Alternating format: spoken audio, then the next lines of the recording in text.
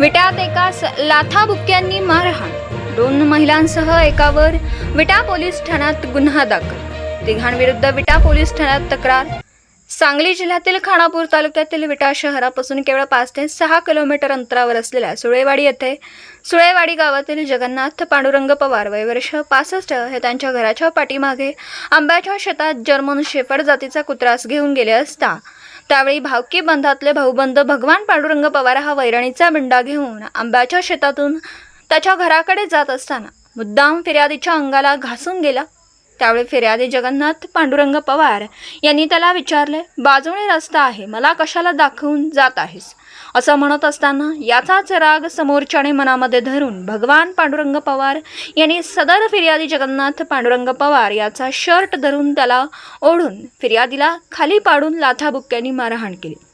यावेळी सुवर्णा पवार या महिलेने फिर्यादी जगन्नाथ पांडुरंग पवार यांच्या छातीवर बसून बुक्क्यांनी मारहाण केली व त्या महिलेने जगन्नाथ पवार यांच्या गळ्यातील सोन्याची चैन ओढून घेतली. त्यानंतर भगवान पवार यांनी शेतात पडलेली कळकाची काठी घेऊन जगन्नाथ पवार यास पाठीमागे जोराचा मारा दिला. तर भाग्यश्री पवार या महिलेने जगन्नाथ पवार यास लाथाबुक्क्यांनी मारहाण केली. जगन्नाथ पवार याचे जर्मन शेफर्ड जातीचा कुत्रास या तिघांनी दगडाने व काठीने मारहाण करून त्या तिघांनी फिर्यादी जगन्नाथ पवार यास व त्याच्या कुटुंबास लाज्यास्पद शिवीगाळ केली व तुला जिवंत ठेवत नाही अशी धमकी दिली. फिर्यादी जगन्नाथ पवार यांच्या गळ्यातील सुवर्णा या महिलेने सोन्याची चैन घेऊन ती तेथून निघून गेली.